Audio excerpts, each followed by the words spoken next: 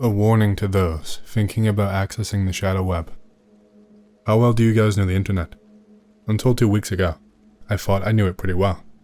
After all, I spent a good chunk of my day browsing Reddit and 4chan, and I'm always up to date with the latest memes and circle jerks. I've been a denizen of the internet since the early days of Fortune City pages and IRC channels, and a regular ever since. Then, about a year ago, somebody introduced me to the shadow web, a sort of secret layer of the internet that you will never find by Googling or looking up message boards. There are no in-links from the surface web to the shadow web. And no, this isn't the deep net, in case you were thinking about that.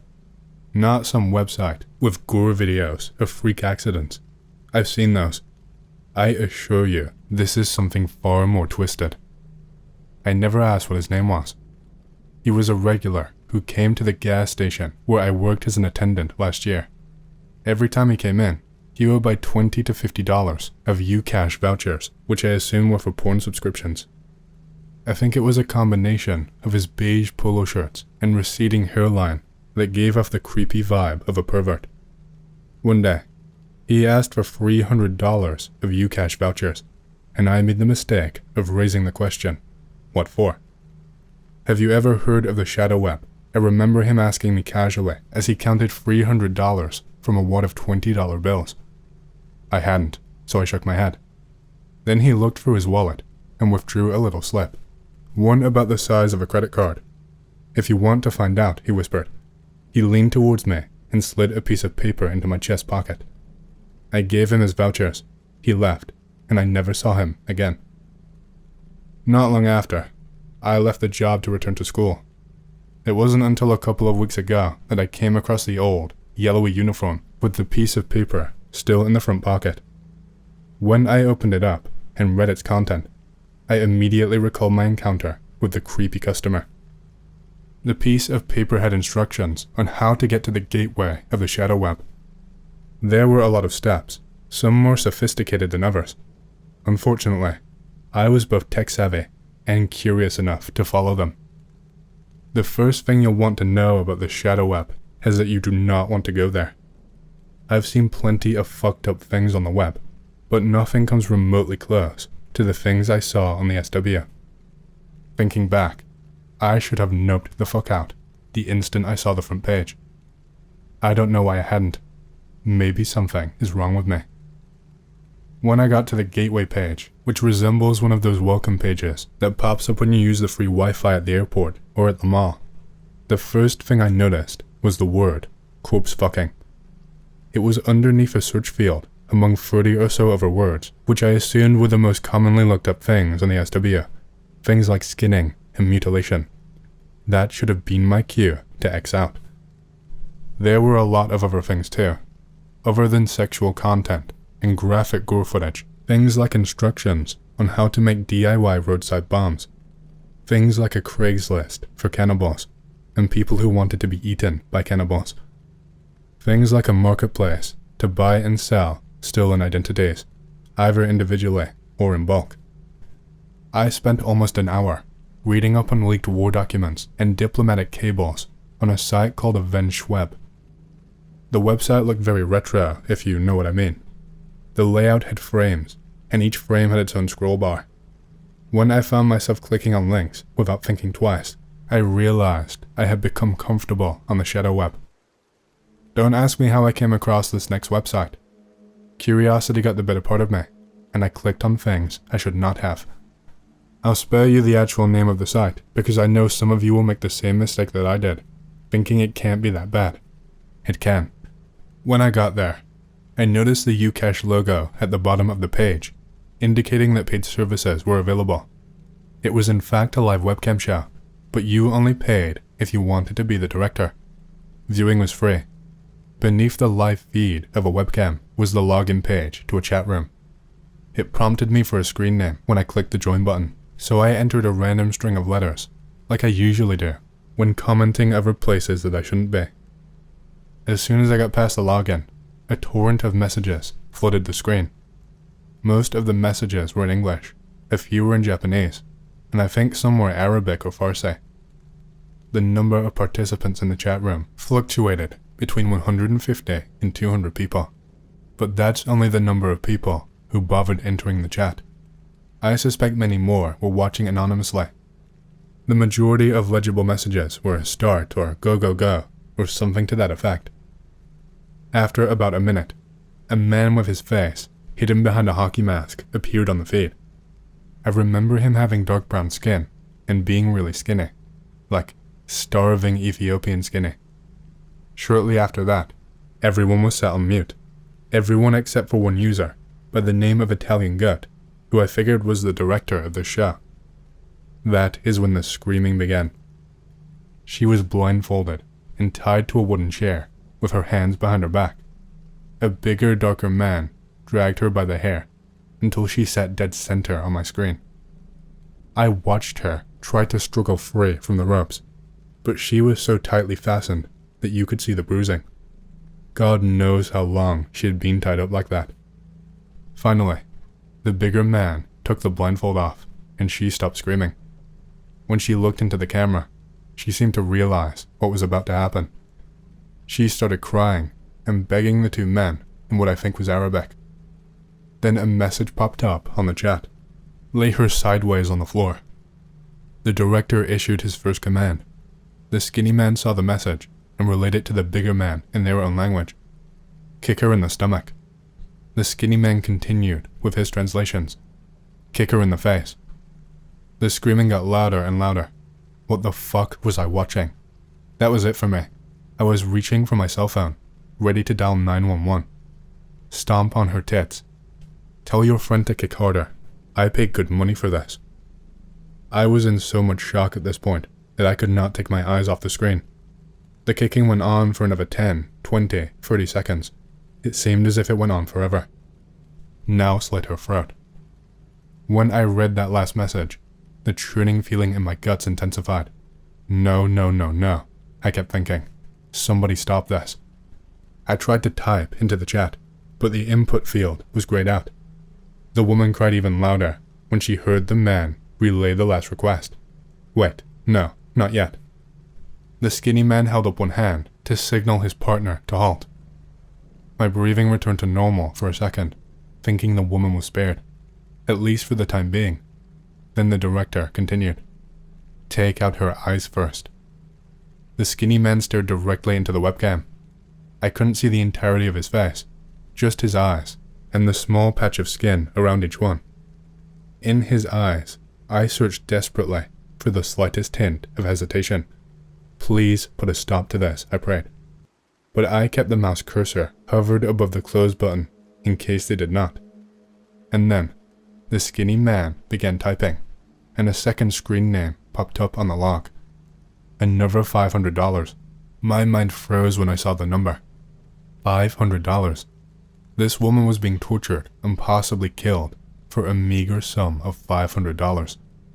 I was making as much every other week at the gas station, and I was barely making minimum wage. If I could offer $1,000 to stop this, I would.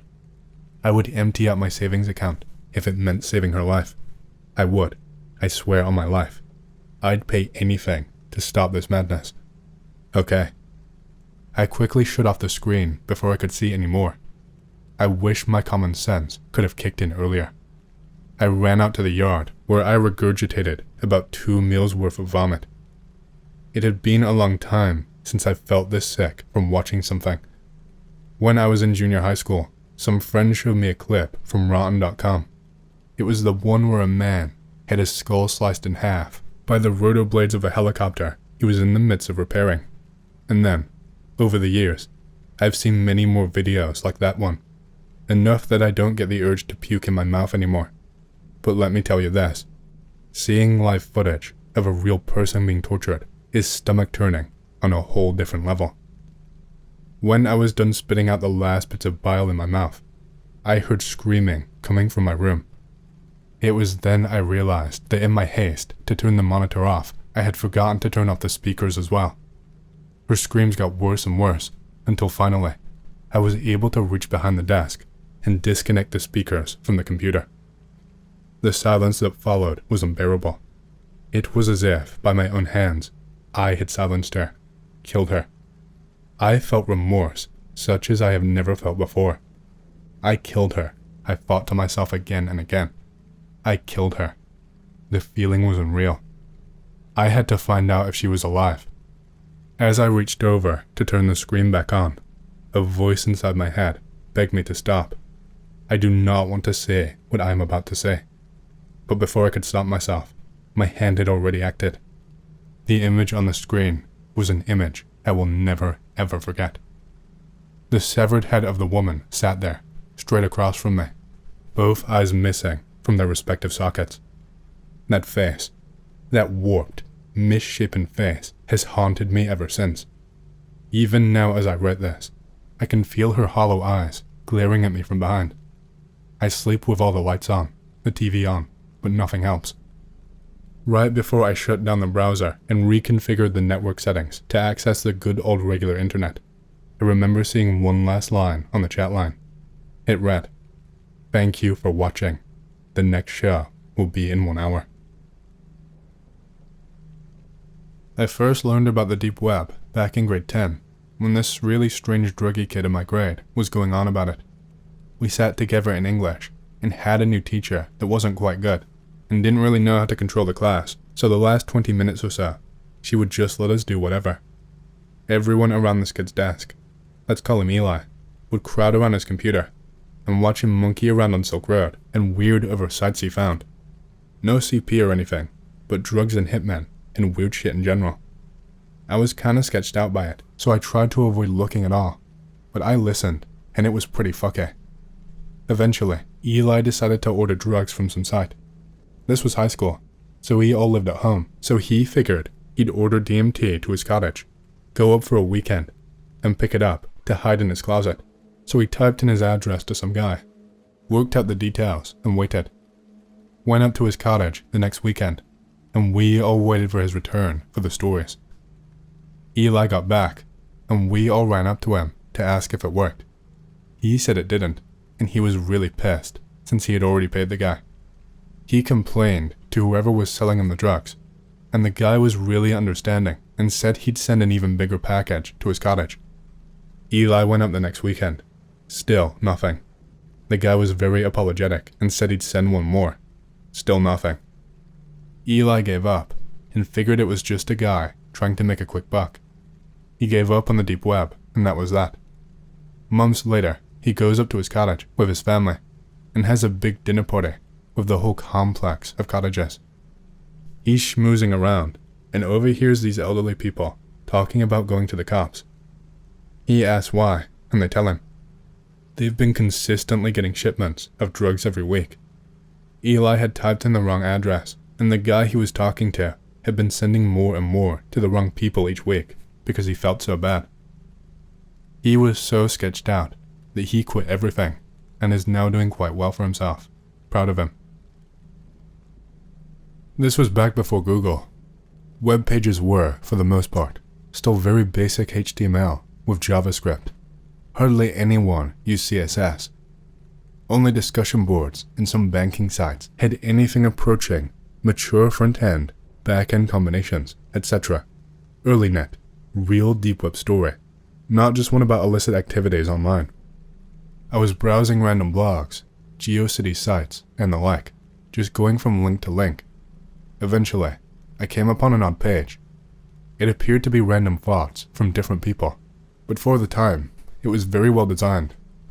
The messages seemed to be cryptic in nature, like several people trying to pass secret notes. I started for the source, and hidden in the comments of the JavaScript were various IP addresses. I gathered all of the IPs in a text file and began enumerating. Some were routers with banner messages I could telnet to, almost all at universities. Warning, this is a secure system at University of blah blah. The default Cisco credentials from back in the day worked on most of them, but I didn't poke around. A few of the IPs were web servers with little to nothing on them, mostly Apache on Linux or some BSD, at least one IIS server I can recall. I finally came upon a web server with a huge directory of HTML files and TIFF images with a few smaller subdirectories containing the same. NS lookup returned no reverse records for the IP, A visual route traced it as far as Colorado. The HTML files appeared to be records a psychologist or similar mental health professional will keep. The images were of faxes, apparently of both military and medical nature. As I browsed from a subdirectory back to the parent, at the top was a new HTML file, named something like 1 hello there.html. The timestamp was right from that minute. I opened it, and in plain text was the message, "We see you." No quotes, all lowercase. About 15 seconds later, the server dropped. Okay, this is probably either one of the stupidest decisions of my life, or it may just be the only redeeming thing I have ever done. So you all know about Silk Road, the defunct online drug market that was shut down in October 2014. The man sentenced to life for running it, Ross Ulbricht, is not the only guy who ran it. I don't think he was too involved at all. I have since moved, and the person I am about to talk about has gone ghost as well, so here it goes. I spent a few months dating this guy, considerably older, who was probably running the website for 80% of the time. He was always online, logged in, and many times in front of me not only used the Dread Pirate Roberts account, but also chatted with who I now believe was the Ulbricht boy. My former SO often joked that this kid was essentially his robot and worshipped him. I know he probably had over 2,500 bitcoins at one point. I saw other things that he is stupid for flaunting, such as his conversations that he would decrypt and save to USB drives, his insurance, his words of him discussing things with police. Either he was an informant or he had been working for them. I think both. I know for a period of about 8 or 9 months that Ulbricht had not logged into the site portal because my ex-SO became paranoid that the guy might have been arrested or killed or turned informant. He pops back up, and they start chatting like old buddies. Supposedly he was hanging out with family and having personal problems. I don't know the specifics and have never told a soul.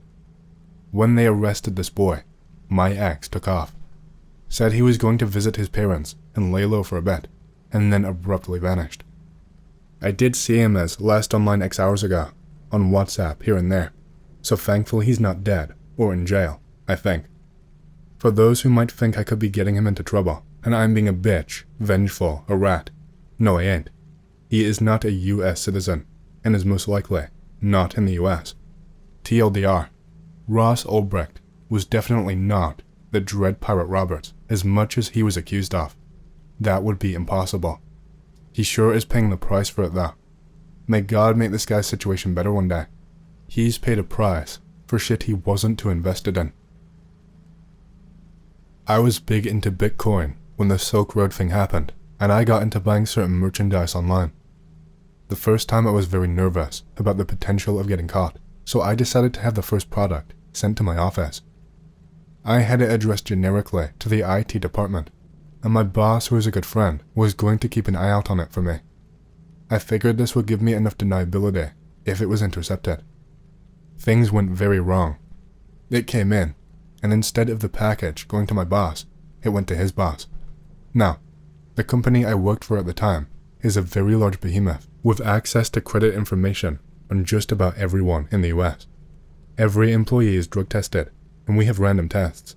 This would be a huge issue. So, I was at lunch when the package was delivered and opened. I was actually coming back when I got a call from a project manager. "Hey, so did you have anything sent to the office?" "No, nothing. Why?" "Duh. Not going to admit to this.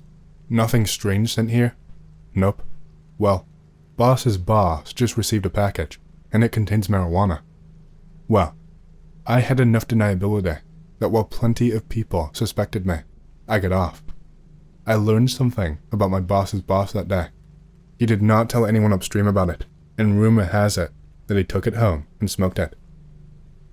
Look, had I shipped it to my home, the worst case scenario would have unacceptable consequences.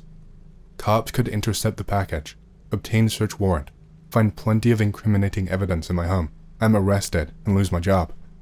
This is what we call an unacceptable risk. By sending it to the office, I had deniability. I increased the risk of losing $50 worth of weed, which is inconsequential. I also completely eliminated the risk of going to jail and losing my job.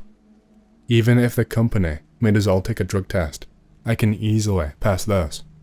It is called risk mitigation. You identify potential risks and find the path that has the least potential consequences. As far as why weed online, all I could find in my area was Mexican brick swag. I wanted nice draw. I am involved in fake government documents. Yeah, sounds bad, right? I don't support ID theft or anything of the likes, only for underage kids getting hammered. So yes, I do mean the often called fake ID. Even though you should call it a fake DL, I have no idea why you'd want an ID. More people have driver's licenses. Anyway, my role is breaking down the barcodes on the back of your IDs and reverse engineering them in perfect formatting. Trust me, it's not just as easy as replacing the birth date and name. I then make it automated for production purposes.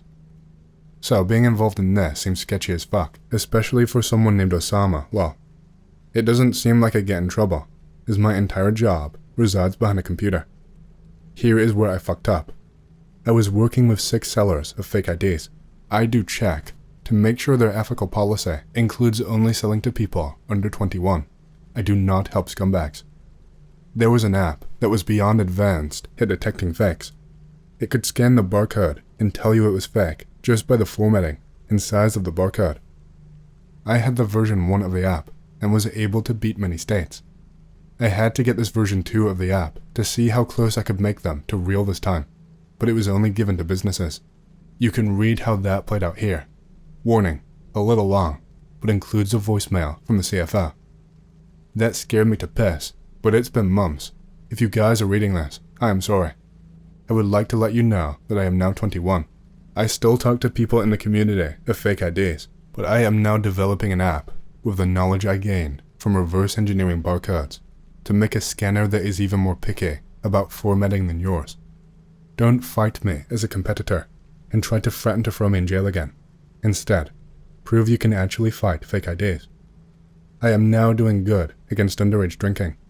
I would like for the age to be 18 instead of 21 in the US, but I will fill a market need just to make some legal dollars. My barcode scanner will be free and open source, but I will strongly advise donations, as I am kinda poor anyway. There, a happy ending. My first time buying drugs online was weird.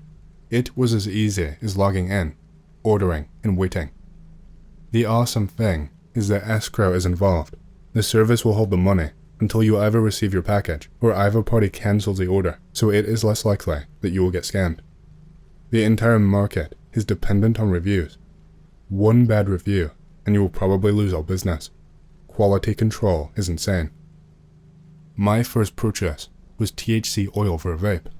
10 out of 10 would order again. It just kind of showed up. One day I opened my mail and there were drugs in my mailbox. I didn't have to deal with sketchy people. Hell, I didn't have to deal with people at all. I just get it. I have been in fights over prices of drugs, fights over how much I get, and fights just because the other person was intoxicated with everything they could find. But this, it was like eBay with higher quality control. I didn't have to talk to anyone, and no one had to know who I was. It kind of changed the way I see drug dealers. I really like where we are heading if this ever becomes legal.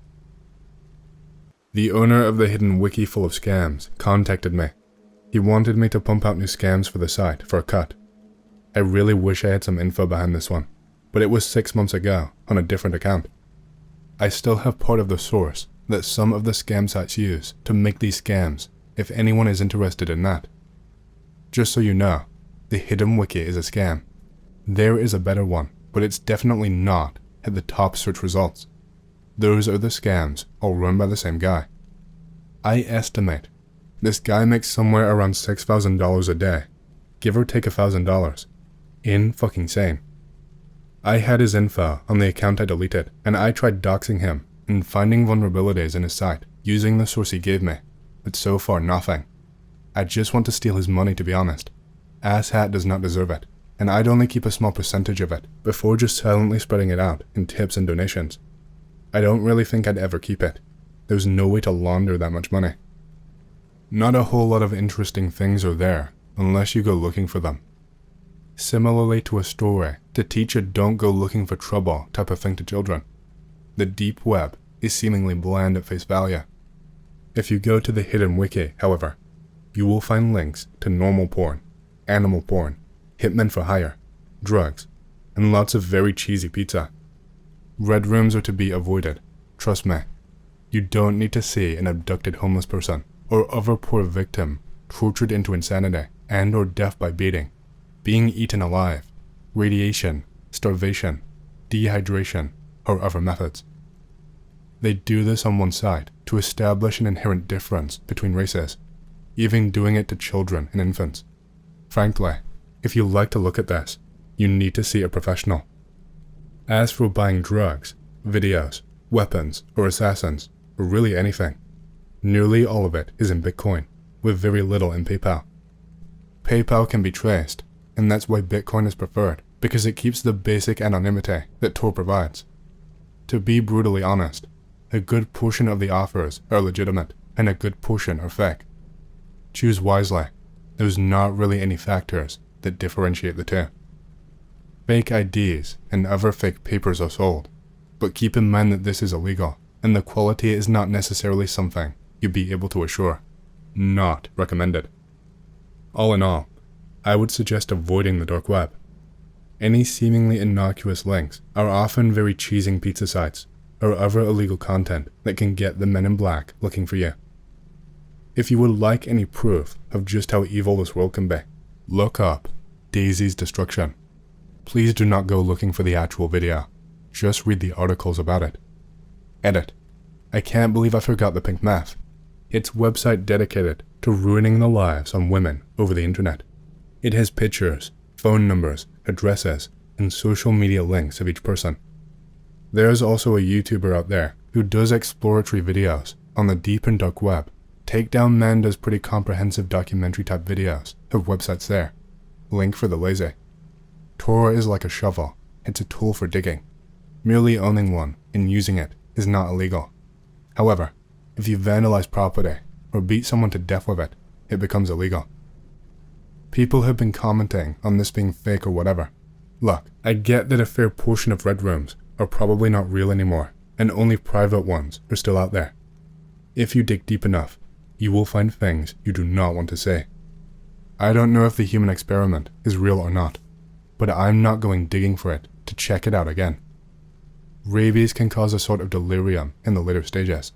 Yes, infected people could probably be driven to attacking others if they are fucked with the rabies guy. The incubation for rabies can go from 10 days to 2 years, depending on size, severity, and location of an infected animal scratch or bite.